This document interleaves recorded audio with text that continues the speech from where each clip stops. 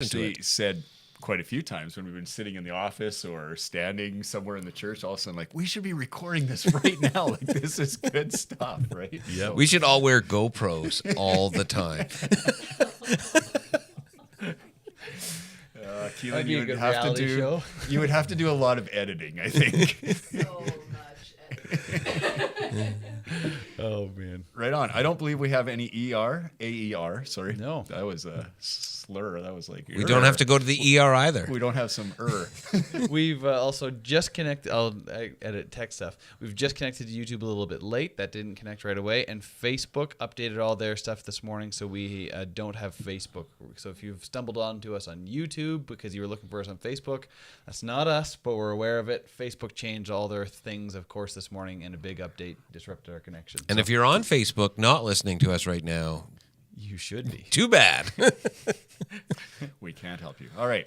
So we can help you with this question, though. Less than 200 years after the flood. I don't know if we're going to be a lot of help with this question, actually. All right. Well, we will try. Question says, less than 200 years after the flood, Peleg was born. And Genesis 10 says his name means division because in his day the earth was divided. My Bible uses earth when they mean physical earth.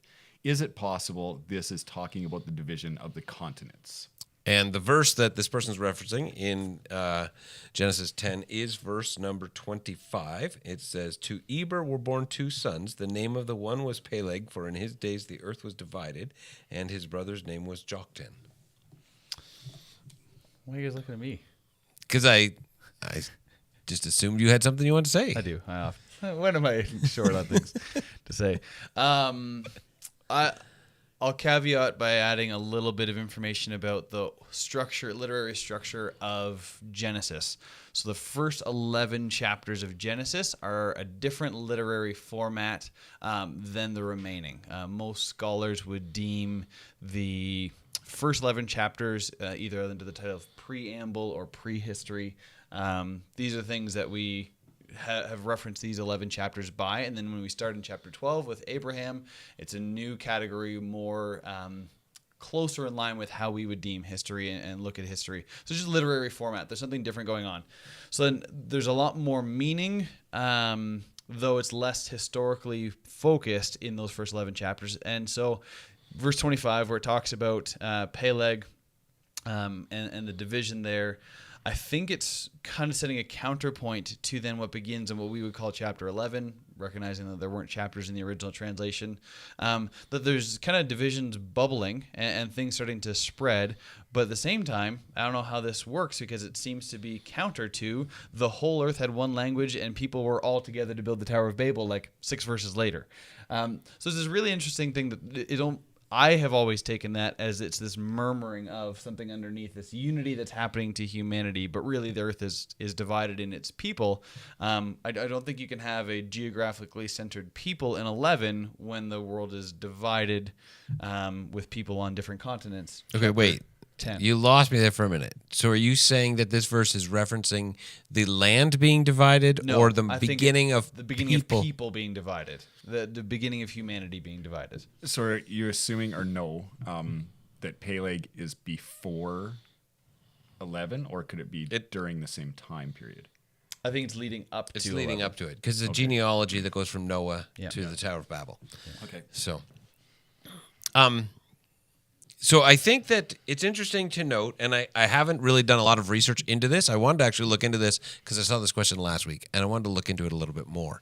Things have been busy, and I just totally forgot about it until Blake started reading this question.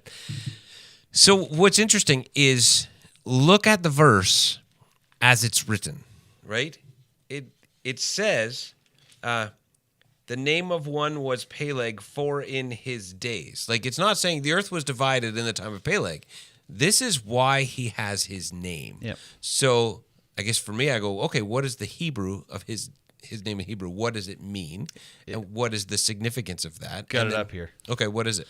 It can mean water channel, but it's a word play on the Hebrew word used here. Peleg is a word play on the name Peleg. So it is it's very similar to the word divided, but it can mean water channel. Okay. Because what's interesting is it says in his days, the earth was divided, and his brother's name was Joktan. But his brother would have lived at the same time as him. Yep. Right? And his father would have lived at the same time as him. Yep. And his kids would have lived at the same time as him. Yep. But it doesn't say that Peleg has kids. Right. Right? Peleg's mentioned.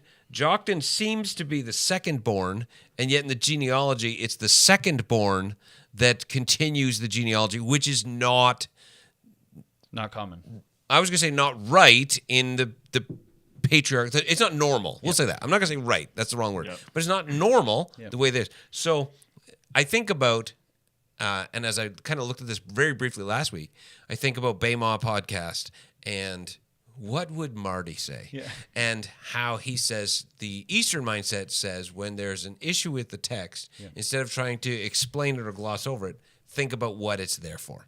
Now, I haven't taken the time to do that yet because, like I said, I just haven't pondered it.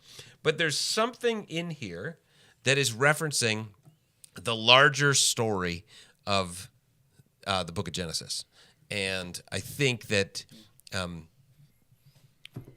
I don't have an answer what it is, but just my time listening to Bema, I really like, and my time reading Rabbi David Foreman's books, I really like the way they take the macro view of each book included in each small part. Right. The one thing we do oftentimes is we will take one verse and then we'll talk about that verse and use the immediate context to explain that verse, but miss it as part of the larger narrative. Yep.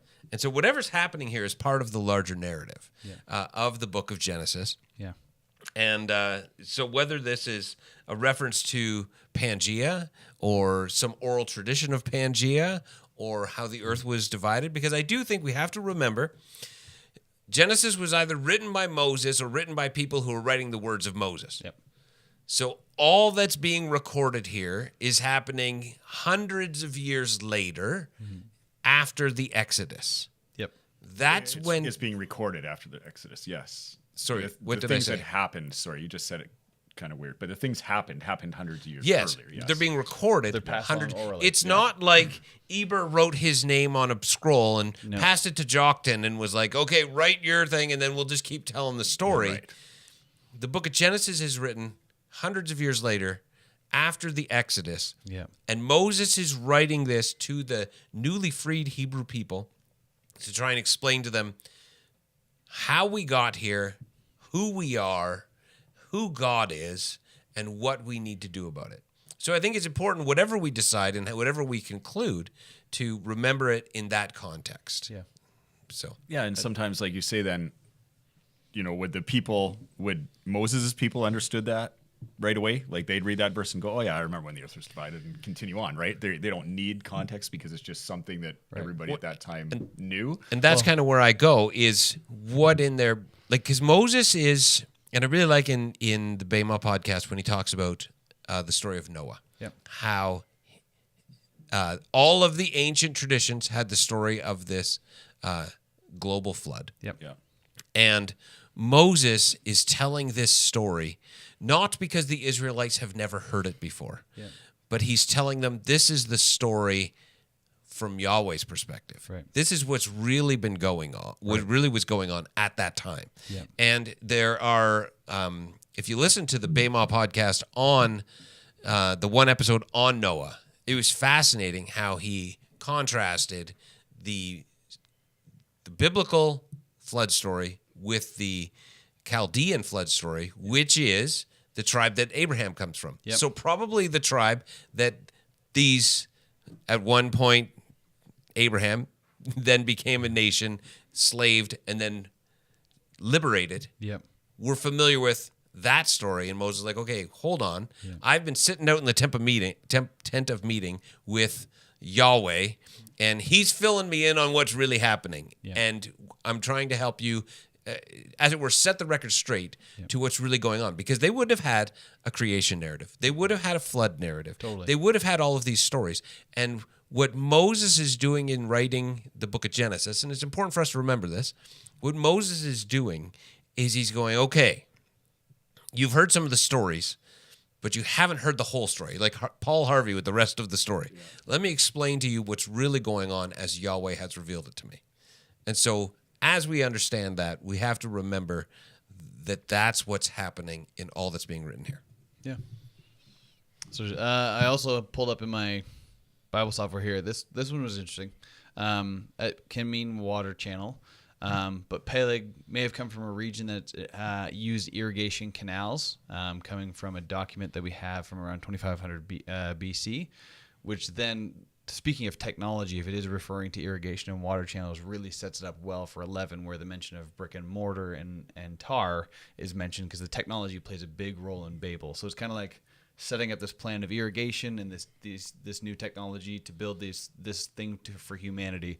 So if that has relation to irrigation, that fits really well for the whole narrative that happens at Babel. But if it also is part of the narrative story that the world has changed, since the flood, our ancestors have told stories of how things are not the same as what they have. Totally.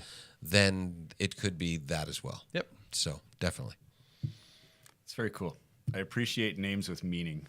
Yeah. Right? Like Peleg. The world was divided. It's just Well, so you think about it, at least in this story, it has to have been something somewhat sudden. Because if it was something that people were slowly noticing, it wouldn't have said in his day this happened. Yeah. It is referencing something that somebody understood or some oral tradition had handed down of something significant that happened that was noticeable in a time. Mm-hmm. Mm-hmm. So, Yeah. Yeah. All right. We've I don't think we were helpful at all with the answer to that. kind of jumped to this one, but the next question is a follow-up. It says, further to the question on Earth division, do we know whether Babel occurred before or after the flood, and could God have physically divided the earth to keep the populations scattered? How else could God have scattered them all over the face of the earth? Babel happened, if we believe the as Kyle says, the poetry of Genesis 1 to 11, it's written in chronological form. So Babel would have happened after the flood, which is what, yes, that is what the question is. Now, could God have physically divided the earth to keep the population scattered? Is that referencing after Babel? Or is that referencing after that must be referencing after the Babel. flood. So Because there's a scattering that takes place after Babel, not yeah. after the flood. Yeah. Because there's not many people after the flood. Yeah. Nope. yeah, has always. I believe there's similar ties for all the other brothers as well. But chapter 10, verse 20 says, "These are the descendants of Ham according to their families and their languages in their lands and in their nations." And I want to mention, I want to say, if I'm remembering correctly, one of the sons of Noah was credited with creating of languages. I might be wrong there. I might be misremembering. But it always struck me that came before 11. But there have been horrible things attributed to the sons of Noah as well. Yes. No, I'm just talking about the things that are there that they were involved in technologically. And in chapter 10 is mentioning these are the languages of these families of Ham. And I think there's similar verses for the other brothers. Then Babel occurs. But according to Babel, if we're following that chronology, Babel has everybody with one language, but just chapter 10 has just mentioned different languages. Yeah, so I guess there's a correlation there that has to be solved, right? And so, yeah, the question I guess that rises there is, could chapter 11 be something that takes place within the genealogy yeah, right. of And chapter so it may be partly through somewhere, 10? right? Yeah. So I think we are muddy in the waters on this question. We very much are are. really muddy in the waters. I think looking at human nature, I don't think God had to do much to scatter our populations. Once we don't have things in common, like language, we do a pretty good job of pulling away from one another. We scatter when we speak the same language. Exactly. We don't need a different language to cause problems and division. We like to group into our own, and so I think that alone, again, just to say these first 11 chapters are not history as we would like it to be from a literary standpoint. And so, yeah. And I think it's also important to remember that the Old Testament way was we attribute everything to God. Yeah. Right? So there is an attributing to God sometimes of things that there's just, and that was part of it, was a recognition, was the reality of living in a sacramental world, Yep. a sacrament with a sacramental worldview where God was a part of everything. Yep. And so not everything, are they saying in the Old Testament, is this is what God did in the sense of no human will was a part of this, Yep. but there was a sense of God is involved in all. Yeah. And so, yeah. Yeah. All right. Don't know if we can muddy it anymore. We'll move on then. I will try and remember to spend some time pondering this week and looking into it. Like I literally was fascinated by this question when I got it last week. I was like, oh, I want to look at that.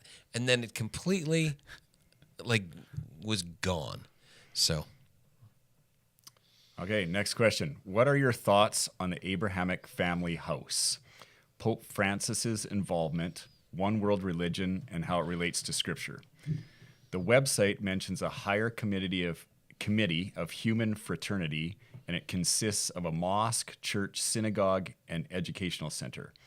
And its goal is to support peace and unity. Revelation 17:1-18 references to several characteristics of the one world religion and the term harlot, used throughout the Old Testament as a metaphor for false religion.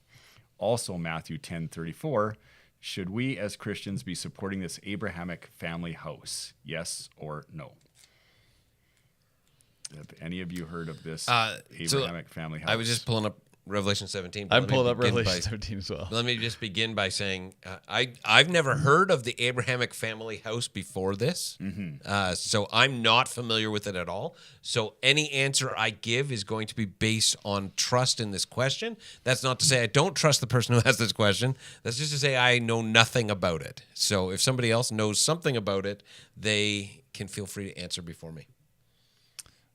I have not heard of it at all. I'm literally, you can't see onto my screen, but I've literally pulled up the website and I'm scrolling through it just to get a better understanding. Quick mentions on the page as they're showing the three designs of the different buildings. As the forms translated from the three faiths, we use the lens to define what is similar as opposed to what is different, and we use the power of that revelation to make the form. So they're both recognizing. This is what I'm interpreting, even just from that one quick sentence. They're recognizing there are differences. So I don't think they're trying to amalgamate them all. That would be my guess. This is on as I'm browsing the website live, but trying to find cohesion to ways they can find agreement and unity and display good things about them. I think interfaith dialogue is something we really need to give some attention to as a modern church for a number of reasons. One, I think there was a book I read. This one was really interesting. Dan Kimball's Truth Over Fear, or Charles Kimball's Truth Over Fear, learning and understanding Islam better. A lot of things that I've just taken within my evangelical circles at face value about Islam that I did not understand, and stories and narratives and things that I've heard that were not accurate for somebody who has spent a lot of time interacting with the Muslim faith, that I really appreciated learning. I think there's a lot we can glean from one another that is not to amalgamate three religions, but to find value and encourage and see inherent value in other images of Jesus. C.S. Lewis, I always butcher the quote, but it's something along the lines of, though we believe Christianity is all true, we'd be foolish to think that other religions don't contain some truth. There's a big challenge for prayer. Every time I see Muslims praying, or even just a prayer room in an airport or something, I'm like, man, if I had the dedication to pray publicly 5 times a day, that would be huge. I'd really be encouraged by that. So, yeah, I think interfaith dialogue would be good. I don't know enough about the center to comment on it myself. Mm-hmm. I'll jump into Revelation 17 after, but Well, that I was going to go to. So I'll begin by saying I don't have an issue with interfaith dialogue. I don't know exactly what is the intention, whether it is one world religion or not. But I think that most people who are serious followers of their faith would be open to having conversations and learning about other religions, but would recognize the differences between them. Yep. And so I don't know whether or not the Pope Francis or the Catholic Church or whoever's running this. It seems to me that the question is saying Pope Francis is a driving force behind this. And I could be reading that wrong. If I am, I apologize. I don't think that there is a... I don't know that Catholics are like, let's just get together with Muslims and say we all believe the same thing. yeah. But I do think that there are points where the interfaith dialogue is valuable, and maybe the average Christian doesn't know this. There are actually charities that are multi-faith charities in Canada that work together to common interests and to common ends. And this has happened for decades. And so the CCCC, Canadian Center for Christian Charities. Yeah. No, not Christian. Because that includes more, or maybe it's the CC. I don't remember. But there is an organization in Canada that multiple churches and all denominations are a part of that works with people of other faith groups on issues that are common to all of us. Yep. And so this is not something that I think we need to be afraid of. We need to know what we believe, and we need to be confident in what we believe, and we need to not be afraid of the fact that somebody else might believe something different. And I think a lot of times we're afraid of what we don't know, and so we withdraw from it.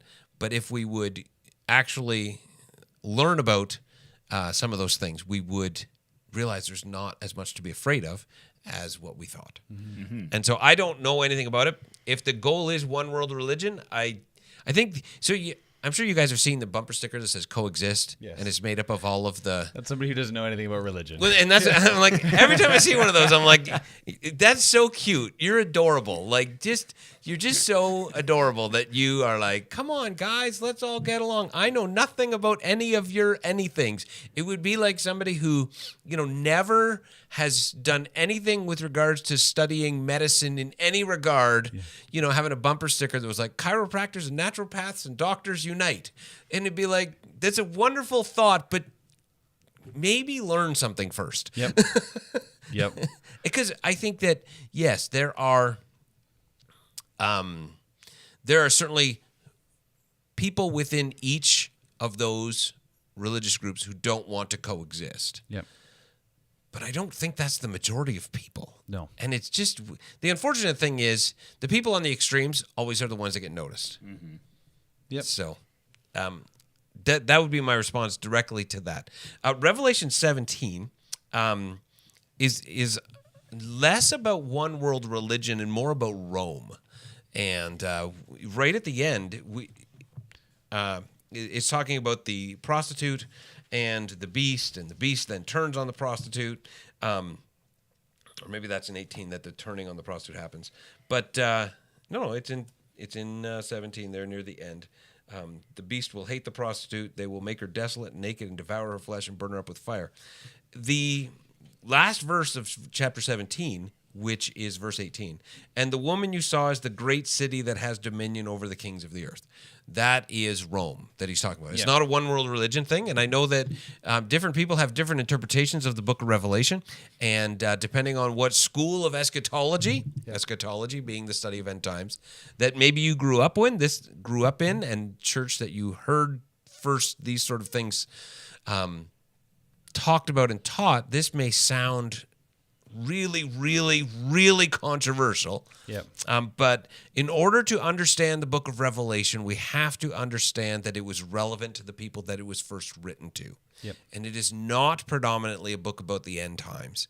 It is a book about the danger of empire and humans' tendency to create systems that become beasts that suppress people, that give rise to new beasts, and the cycle of humanity that has continued for all time versus the way of the Lamb and the life of the kingdom that we are called to practice and embody, even though it may bring persecution and difficulty and trouble into our lives. A call to persevere in faithfulness to Christ and not give in to the way of empire, give into the way of beast, because the way of beast sure seems like it works, and it does until it doesn't. So we have to understand that, and I would recommend Reverse Thunder by Eugene Peterson, Discipleship on the Edge by Daryl Johnson, and Reading Revelation Responsibly by someone else. That's not really his name. I can't remember that. And then Scott McKnight's new one. Well, I can't recommend it. I can only recommend it because Scott McKnight is awesome, but I haven't read it. I read about half of it so far, and it's really good. Hold up. But I would trust, because Scott McKnight wrote it, that it is good. Yeah. that would help you to see Revelation in a different view than I think maybe you're approaching it in this question. Yeah, I was going to jump on and just add some maybe clarification or continuation that the 17 where it's talking about the harlot there, she is the embodiment of luxury which comes out of empire. So the beast is empire and Rome, and then sitting on top of this beast is this woman dressed in all this luxury. What ends up happening is another beast comes out and devours her. And the image of this, like, we conquer one another to sit on the top of this empire and all this luxury and wealth, and then something else rises up to try to take that because it's envious of that.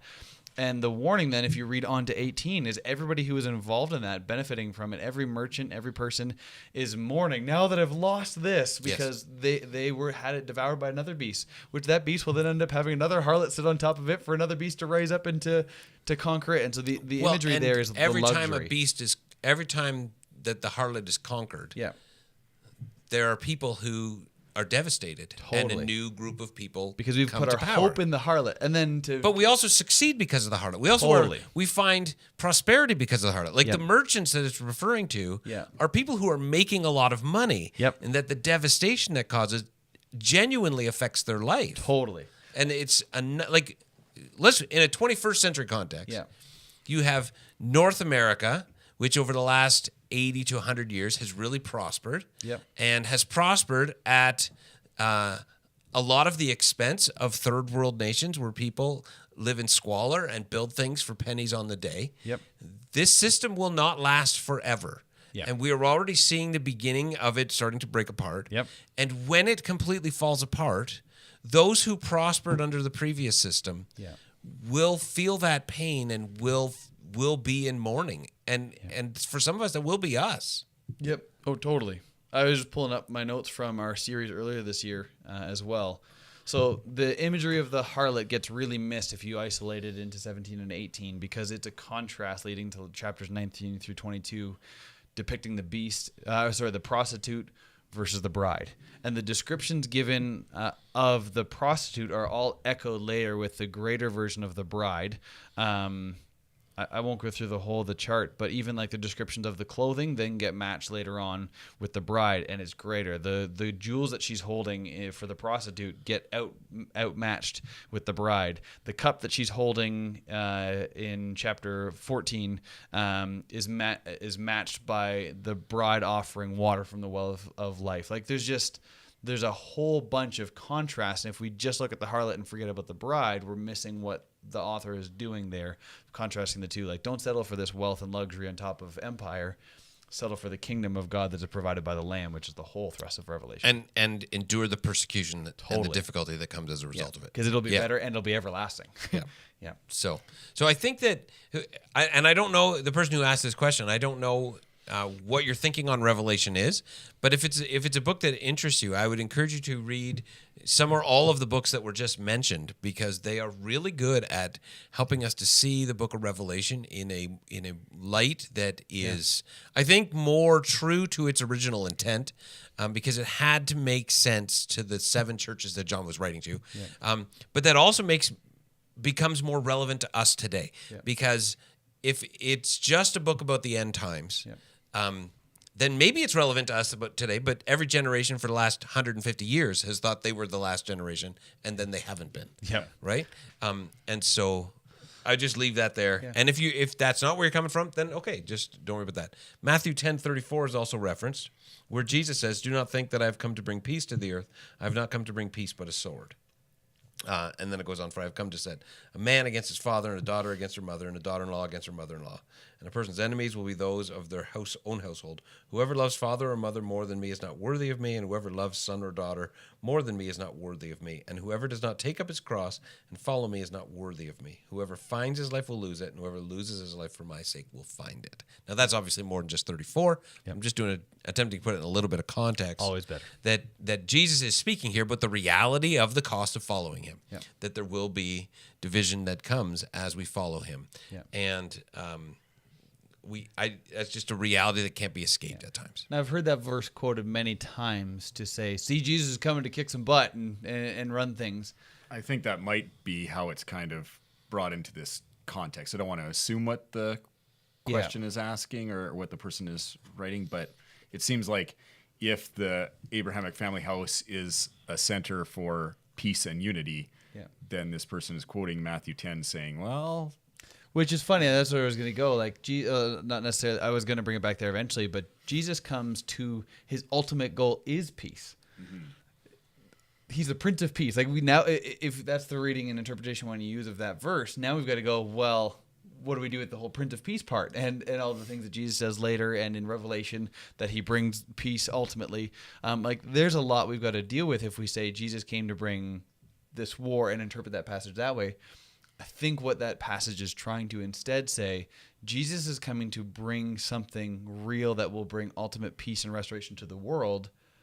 But man, we as humans are going to kick and scream along the way. And so he is bringing division that's going to come because this new kingdom breaking in is going to, when people give allegiance to it, it's going to cause disruption to the other existing systems that are there, which will not be peaceful for a time. But that does not mean his ultimate end is not peace. He is bringing a sword. Let's chop this stuff. We got to divide and stop this line here so that we can bring peace ultimately.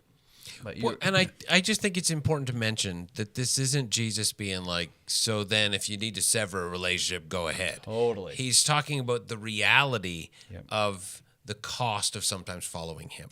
Because we can go, well, Jesus came to bring a sword, and you're not with me, so then, and not that I'm physically going to cut you down with a sword, but I can just sever this relationship. And that's not the way of the Prince of Peace, right? Is to always seek peace and to always endeavor to live at peace with all people. And so it's important for us to remember Jesus is speaking metaphorically here about the fact that as we follow him, there is going to be at times division that's going to be the result of that. And he's warning his followers simply that this is going to be the cost of following me. And Jesus did not soft sell salvation. But he went the opposite way of us, and he was like, "Okay, here's all the difficulty, here's all the trouble, here's how hard it's going to be." Well, and he didn't soft sell relationships either. Like he was forgive 70 times, 7 times, and his disciples and followers finally getting that. Paul writes about being unified in peace. Peter writes about being unified in peace. That as much as you can do on your part, that you have to deal with relationships the best you can, right? You can't stop someone from disliking you. That's on them. But you can do everything, on your part, right? Which would fly in the face of, like you say, Jesus saying, bring the sword. And so you're like, wow, and I'm out. I hate that guy, so whatever, right? It's like, no, you're not allowed to hate that guy. You got to deal with your stuff, right? So, Even when he hates you. Some really interesting stuff I found quickly on the Center's website. These are just a couple quick statements that I thought were really interesting. The first and most important aim of the religions is to believe in God, to honor him, and to invite all men and women to believe that this universe depends on a God who governs it. The Creator who has formed us, his divine wisdom has granted us the gift of life to protect it. Therefore we condemn all the practices that threaten life, such as genocide, acts of terrorism, forced displacement, human trafficking, abortion, and euthanasia. And we likewise condemn the policies that promote these practices. This was really interesting and the thrust of the formation of the group, it seems. Moreover, we resolutely declare that religions must never incite war, hateful attitudes, hostility, and extremism, nor must they incite violence or the shedding of blood. These tragic realities are the consequences of a deviation from religious teachings, and they result from political manipulation of religions and from interpretations made by religious groups who in the course of history have taken advantage of the power of religious sentiment in the hearts of men and women in order to make them act in a way that has nothing to do with the truth of the religion. That is a wild, really, I think, beautiful aim. I would go, and to recognize that we need to be for peace. They had something else later. We live in a day of extremism and misunderstanding, so they're trying to bring understanding and unity by relationship. But they mentioned multiple times the value of bringing these religions together, which I think making such statements, the way they phrase them, and I've scrolled through too much of it too quickly, seems to recognize two unique groups, and they don't have the Jewish group in here. It's just the two, Islam and Christianity, seem to recognize and value the two as distinct, not trying to blend them together from the language I'm reading. It's interesting. Yeah. I whoever asked this question, I don't know who asked it, and I don't know what they heard. I appreciate you asking the question. I appreciate you trying to get get some answers and find out the truth. And always be careful. If you did find out about it on something on the internet, just always be careful.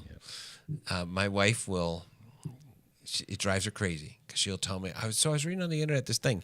And every time she says it, my response is, what was the website? And she's like, are you serious? And I'm like, yes, that will always be the first question I ask you. Not because I trust some website implicitly, but because there's a bunch of websites that I don't give any benefit of the doubt to. So there's none that I trust implicitly. There's some that I Distrust implicitly. distrust implicitly. Yes, thank you. That's well said. So thank you for bringing this up. Yeah. And I applaud you because you did go to the website because you mentioned some of the things from the website. Mm-hmm. All right, moving on to the next question. This says, I've been struggling with the idea of Christianity. Like most modern religions, Christianity is man-woman made, at least the organized part of it, right? I've always wanted to be part of the church, although it feels almost like with Christianity, you aren't allowed to question it. It's like you start to pry the attic door open a bit and Christians go, whoa, whoa. Since modern Christianity is man-woman made, it feels like all they have is the rules. It seems like Christianity became synonymous with being conservative. To us newer people getting into religion, we aren't allowed to question it. It feels like if you question Christianity, people go, oh, you're lost, let me pray for you. Doesn't that seem opposite of what Christianity is supposed to be? That seems very unexpected and unloving. I want to be helped and guided through this new journey, but it feels like with Christianity that the belief isn't the prison, but the expectation is. If you guys can shed some light on this, that would be much appreciated. I love this question. I love your heart, and I agree with you. Yeah. I won't say on all fronts because I don't remember all of it because it was a very long question, but I agree with you on a whole lot of it. Absolutely. What you're asking and what you're saying is dead on. And I'm sorry yes. that you've experienced this. It's one thing to talk about this abstractly. Yes. Seems like this has been personal experience, and I'm really sorry that's what you felt. And I hope that, at least through this podcast, which whether you're part of our church or not, because we have people who aren't, that you've stumbled onto, you're seeing that we want to be a place that allows people to ask questions and that endeavors to give thoughtful answers, sometimes from multiple perspectives, to see that it's not just about rules. Mm-hmm. I agree with you. Christianity is man-woman made. Absolutely, 100%. And for some people that may sound scandalous, and I would, for about the thousandth time, recommend you read Brian Zahn's When Everything's on Fire, where he talks about the difference between Christ, the church, and Christianity. These three things that are related but are not the same. And he does a great job of explaining and kind of defining them well. And Christianity is the man-made system that has grown over the last 2,000 years in an effort to help people at its best form, and an effort to help people grow in their relationship with Jesus Christ, who is not man-made. And so there's this element of it that part of it is Jesus, and that is God in the flesh, died, resurrected, and now ascended, who dwells in our heart by his Spirit. That is this mystical, supernatural thing that we claim to believe. And there is, and that we believe and we want people to experience. And then there's other parts of it. We go, this is a man-made thing. Absolutely.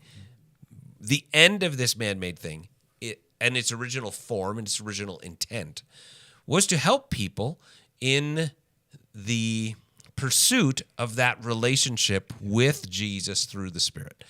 But the reality is, for all of history, all of humanity, both in large groups and in small, frequently forget the why. And the thing becomes, what was originally the means becomes the end. we have a history of doing that as humanity over and over and over and over and over again. Yep. That's just what we do. Yep. That's not a Christian thing. That's a human thing. Yep. And I think what you're referencing here is the pain that you felt as a result of people who have forgotten that what was once the means has become the end. Yeah.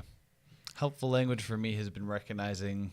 Now, I want to caveat this. I don't necessarily hold this belief in totality, but I heard at one point there are Christianities, not Christianity, which again I would say no. We are still one united body, but just to show the different philosophies underpinning many of the different expressions. Just to go historically, you've got first a Jewish-Gentile difference.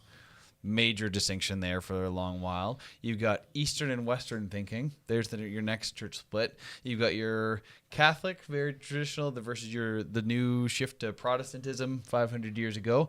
Then you've got Calvinist versus Arminian.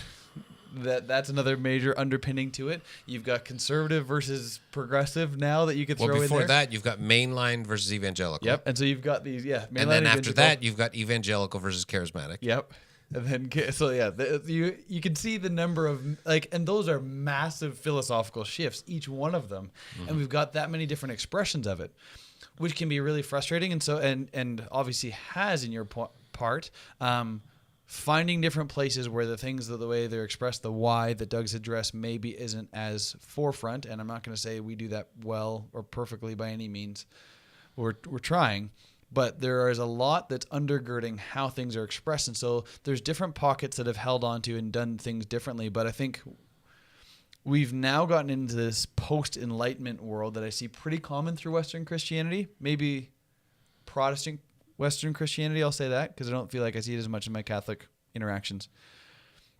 This need to defend the faith that has come in this post-Enlightenment time. Yep. And so but on top of that, there's been now this couple 100-year, I would argue, anti-intellectualism brought into Christianity. That the two fusing together this really bad combination. So then we go, well, we've got to defend everything, but we also don't like trusting all the ways the world has done things. And so our system's the right one. We've got 30 to 45 different thousand denominations that all have it all figured out depending on which one you guess to. And so instead of humbly holding a lot of these things, I would say, and I can only say it because I've been there, out of fear holding so tightly that I'm on the inside and I've got it figured out, that the minute you try to take that out of my hands, it's not just a question, it's actually questioning me. And so we've really got defensive within organizations and individuals to be able to not have that. Which leads to this, you're lost, let me pray for you. Totally. Because obviously you don't agree with me, so I need to pray until God changes your heart and you agree with me. Totally. Which, again, can be a very fear-based thought, yes. Now, on the opposite side, there can be this tendency sometimes to go, so just throw open the doors and let's do everything. Mm-hmm. Which I also really struggle with. Yes. We have a unified faith that is held together by a certain set of core principles and tenets which historically have been held within the creeds, the Nicene and the Apostles' creeds. And that's a pretty small, narrow, limited wall. I've seen some movements out. I get pinned sometimes as pretty progressive, depending on who I'm talking to, and I'm way too conservative for others of my friends. I've read a couple books now that are more on that, what I would consider progressive end. I don't feel like I'm there. And it's like, I'll say, I won't list the name of the book. I just read one this week that I was so hopeful for. I'm like, come on, this book's going to be awesome. It was bringing together two ideas and like how she was going to do this. And I was really excited. And the book was a total letdown because it was just like I love this part of my life and I love this other part of my Christianity. It's great. So we just do them together. And there's no way to do it. And it was just really this big letdown where I go, there's also a mess on the other side that I want to recognize. That we can't just say anything's out there. I'll cite back to Wesley's quadrilateral, which I think is really helpful. And I know I get teased sometimes when I bring it back. But I think it's this really helpful thing that we have scripture as our predominant lead. Then we've got tradition, reason, and experience that help guide and navigate as we go through that. Because scripture on itself is not as obvious as we like to make it out to be. So then those other three help infuse it, this embodied community throughout history being tradition. Reason, God has asked us to love him with our mind as well as our souls and bodies. And so we do that as well. And so we think through things and the experience. We then begin walking this out with not just as individuals, but as a community go, is this right? And we help navigate how to understand that. But we have to then have the level of humility to say, we don't have it all figured out. Let's do that. But also, hey, by the way, we have tried these things instead of just trying to restart every generation. So I appreciate, I don't have a problem with the Wesleyan quadrilateral. I just wish that instead of experience, it said the Holy Spirit. Right. Because we have lots of experiences, Yes. and not all of them are good. Mm-hmm. And there's people who take that and go, well, this is my experience. Well, an experience can be valid, Yep. and everyone's experience is valid. I'm not discounting anyone's experience. Yep. But I think it would have been better said with that.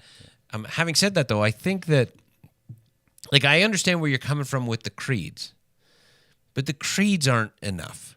Like, the problem that humanity has had since probably about 6 hours after Jesus ascended in Acts 1 is our struggle with the need to see and hold on to something physical in a faith that is at its root a call to focus on and cling to what is immaterial and invisible.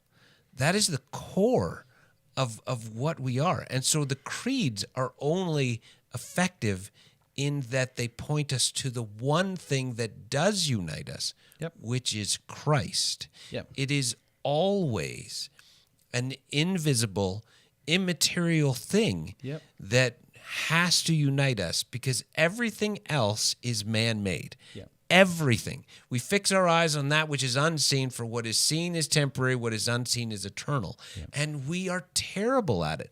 The Israelite people go out to battle, they get their butts whipped, they come back, they're like, we need to bring the ark out. That story saddens me so much. Yep. Because they're so focused on the ark, and yet directly above the ark is the presence of God. Yep. 6 inches. Yeah. Literally 6 inches. Lift your gaze 6 inches from what you can see to see what you cannot. Right. And we as humans, that story is not about Israelites. It's about humans.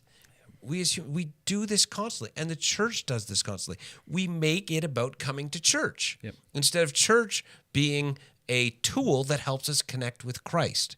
We make it about rules because we don't trust that God's grace is going to lead people and teach people how to say no to ungodliness. Yep. We make it about systems because we don't trust that people are going to love. Yep.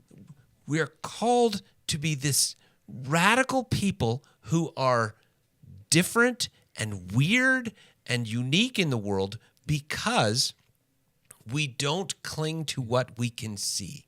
And we're terrible at it. And then we end up with people like the person who asked this question who have genuine thoughts and questions and want to move in the right direction. Yep.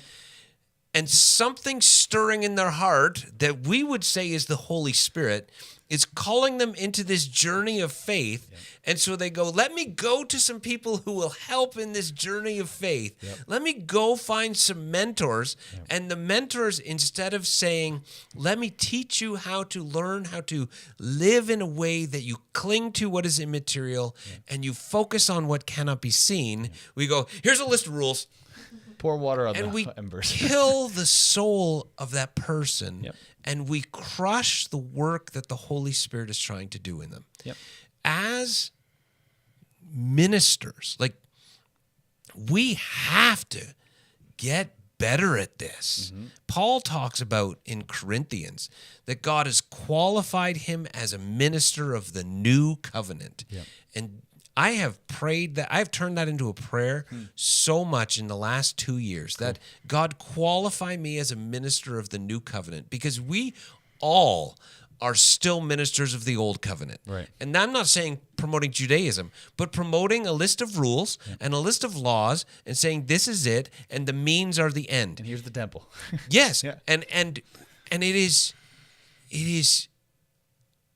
ungodly. Yep. What we do as religious experts in the name of Jesus oftentimes. Yep. I totally agree.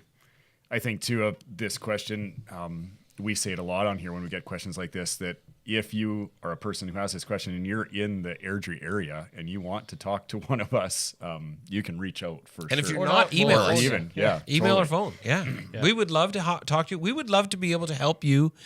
And we don't have all the answers. And I know we answer these questions the best we can, but we don't have all the answers. And we're all three of us on this journey of learning ourselves how to cling to that which is immaterial and focus on that which is invisible and live a life that manifests that. That's the goal that we're trying to do, and we're not perfect at it. But I hope that has not been your experience through this podcast or at this church. Yep. And I think the fun of this podcast, the platform that has been created and we keep doing each week, is one that allows us to open the attic door a little bit and look inside and go, okay, what is this? Like we ask you to send your questions in, right? Yeah. We don't want to just tell you the rules. We don't want to just tell you that we know. Quite often when you ask, life questions, we go, okay, this is our experience. And quite often when you ask theological questions, we're like, here's a few different ways that people have interpreted these things over time, right? Yeah. Hopefully we're guiding you to seek a deeper relationship with Jesus and understanding that can be messy and weird and all the rest, but it's not rigid, and it's not, like Doug said, a materialistic thing that you can hang on to or a material thing that you can hang on to. It's going to take a lot of faith, and we want to encourage you in that. Yeah, I want to quote Rabbi Abraham Joshua Heschel. Always good. Yeah. Our goal should be to live life in radical amazement, to get up in the morning and look at the world in a way that takes nothing for granted. Everything is phenomenal. Everything is incredible. Never treat life casually. To be spiritual is to be amazed. And we have in the evangelical church said to be spiritual is not to be amazed, but to be spiritual is to have all the answers. And as a result, we offer somebody this canned imitation form of the amazing life of God that we're invited into and that we're invited to discover that does not satisfy at all. And then people reach the point where they're in their honesty, they go, this doesn't do anything for me. And the church is advertising something it doesn't deliver on. Yeah. Yeah. True enough. Yeah. Do you want to jump into the next question, or are we I don't good think for we today? get that one done with 6 minutes. I foresee some rabbit trails possibly emerging out of that one. Just a couple. Maybe not. You never know. Sometimes we think we will and we don't. We did not think, I didn't think we would take the full hour to do these 3 questions. There you go. So We did. So have a good week, everybody. We will see you next time. Keep asking questions, and we will keep trying to answer. See everyone. see ya. This has been the Living Springs Q&A podcast.